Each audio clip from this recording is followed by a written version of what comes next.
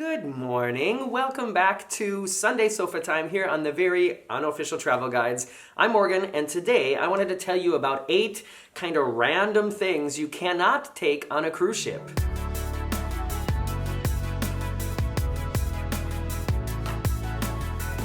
All right, some of these things are going to be kind of obvious, and some of these things are maybe somewhat surprising to some of you. I don't know. I found a list on like a maritime law website of, it was actually a gigantic list of several things that you can't take with you, a very detailed, and I took 8 of them, and we're going to talk about those today. If you're new here, go ahead and subscribe now. That would be great, and you can follow me on patreon.com/veryunofficial, Facebook, Instagram, or Twitter. The links are below this video in the description, and we talk about cruise stuff and theme park stuff and traveling stuff here every weekend in front of the red sofa, and during the week I always post a travel video from someplace around the world. Very often it is from a cruise ship, and that's what this list is about. So let me consult my notes here. The first thing I wanted to say is you cannot take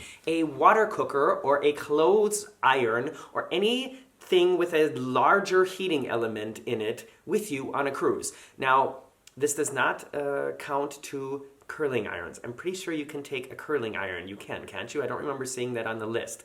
But like, you know, a water cooker or an iron, those things you cannot take on a cruise. And I think there might be people who are surprised that when you get on board a cruise, it's not like when you're staying in a hotel, there is not an iron and an ironing board in the closet. If you have something that needs to be ironed, you need to give it to your cabin steward and they will iron it or get it ironed or pressed for you. And if you're somebody, I think this is mostly for my people from the UK, if you are used to waking up every morning, turning on that water cooker to make yourself a pot of tea, that's not going to happen on most cruise lines.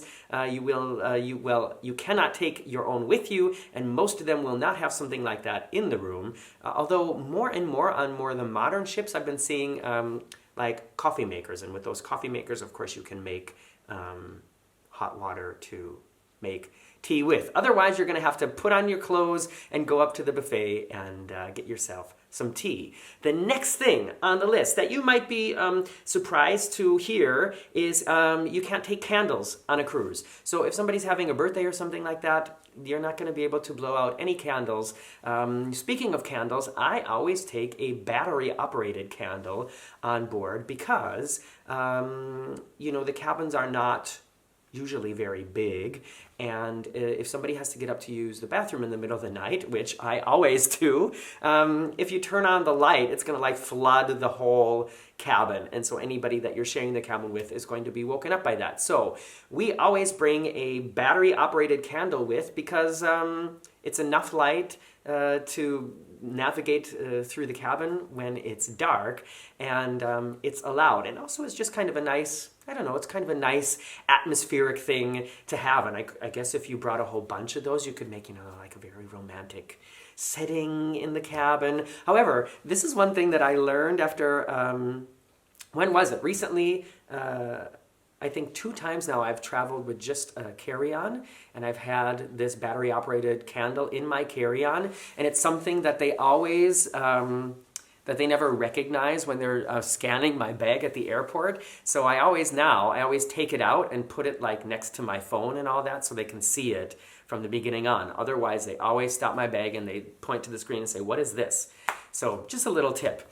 All right, another thing that you cannot take on a cruise that you might be surprised about is a drone. You can't take any kind of flying object on a ship. You know what? I'm sure that if you got previous permission from the cruise line, you could. However, you can't just randomly take one on the ship and fly it around to get pictures. That would get you in trouble. This is something that I don't really understand, and that is you can't take a satellite phone on a cruise. And I'm not really sure why that is, because you can take a cell phone and you can use the onboard network to call anybody, and you can use the ship phone to, for a very, very high price, call people on land. I'm just wondering why you can't bring a satellite phone. So if anybody's kind of in the know about that, or has an idea about why that is, write it in the comments below. It would interest me to know why I can't bring a satellite phone on a cruise. Now we're getting to some of the fun, funny, and random things. You can't bring any mace or pepper spray or like a stun gun on a ship, and like a taser. And that might, for some people, that might be obvious, but for other people, I just thought I'd mention it because I think maybe some of you have like a little thing of pepper spray or something in your purse all the time, or in your bag all the time. And so it's an important thing to remember to take out before you get to the port. Speaking of guns and weapons and things like that, you also you can't bring any kind of weapon on board. And I thought it was funny that in this list that I got from this maritime law website, it also listed you can't take like nunchucks or ninja stars or crossbows. So leave your crossbow at home. You cannot take it on board. And I wonder, do they ever have, like medieval themed cruises, like Renaissance Festival cruises? But speaking of crossbows and things like that, you also cannot take a weapon on board. Any kind of handgun, rifle, even a BB gun, even a toy gun, or like a paintball gun, you cannot take that on board. And now if you're somebody in the United States who says, but I have a conceal and carry permit, and it's my right to have my gun with me, and I don't feel safe if I don't have this gun with me, and these cruise ships don't have the right to tell me I can't take my conceal and carry weapon with me on board, I say to you, please, don't go on a cruise. Just stay home. I don't want to meet you on a boat. If you agree with me, give this video a thumbs up. Moving on. Another thing that maybe some people are surprised about is you cannot take marijuana on board a ship, even if you have a prescription for it. So if you need or enjoy marijuana for any reason, then I would suggest you take a cruise to Jamaica or Amsterdam, and I'm sure you'll figure it out there. Final thing here, I think that's the final thing. Let me look at my list again. Water cooker, candle, marijuana, phone, yeah. Final thing that I was surprised was on this list, but I think I know why, and that is you cannot take a Samsung Note 7. These are these phones, or I think it's like a mini tablet that, several of them exploded. And so I'm pretty sure they're recalled. I doubt that anybody even has one of these anymore. If you do, it might be some kind of a collector's item. I don't know. But I'm sure I know you can't take them on a plane, and you also cannot take them on a cruise ship. Nobody wants something that might explode in their cabin. So if you own a Galaxy Note 7, I would just say, you know what? Take it back, trade it in, and buy something else that doesn't explode so often. Those are the 8 sort of random, strange, maybe surprising, and maybe also not surprising things that I picked out of this list that you cannot take on a cruise ship. And now comes the time of Sunday Sofa Time, where I comment on your comments live here on air.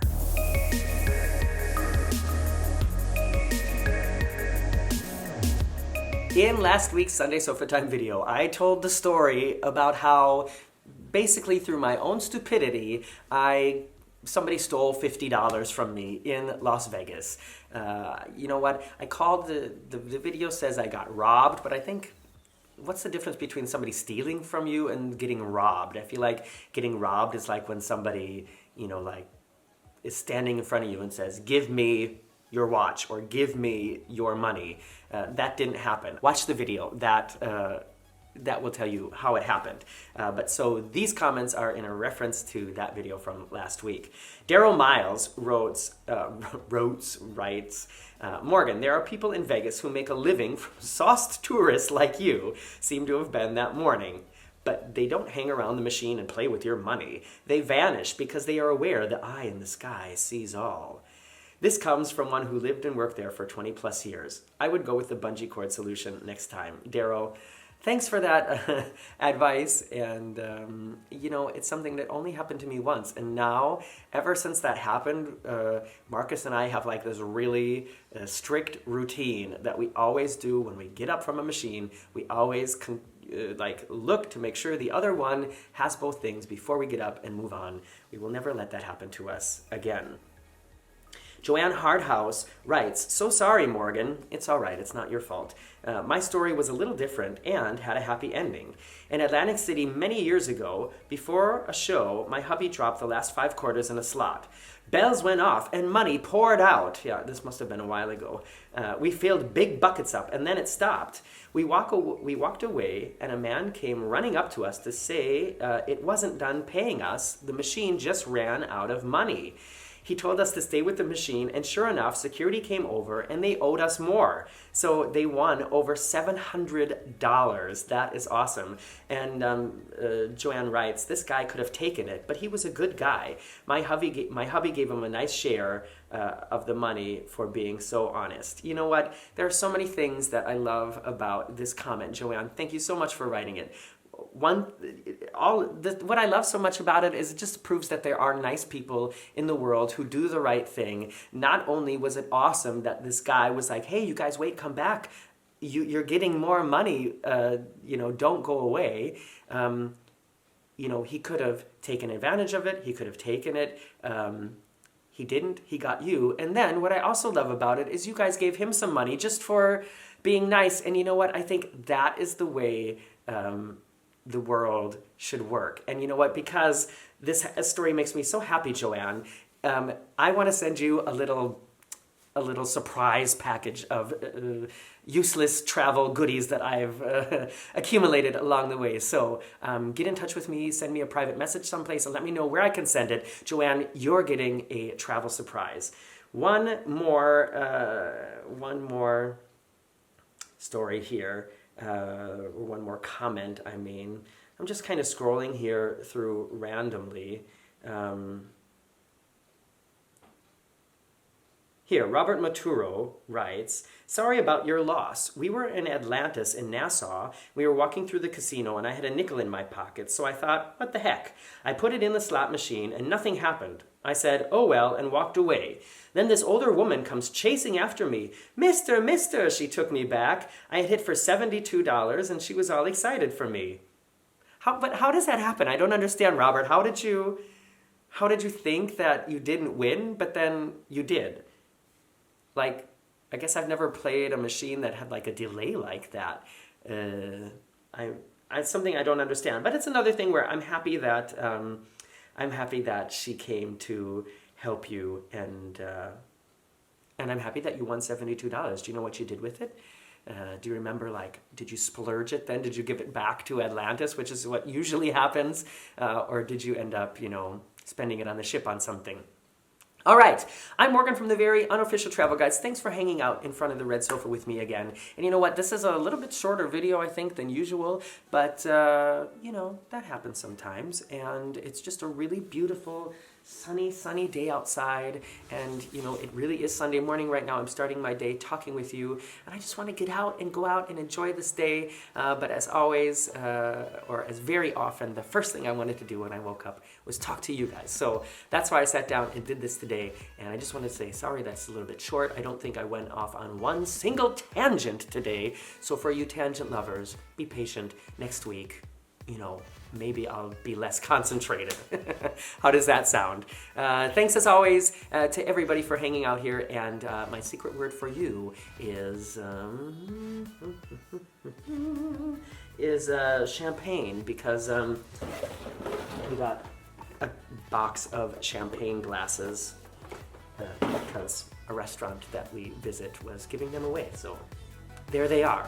Write something about champagne in the comments and I'll know you watched till the very end. See you next week. Bye-bye.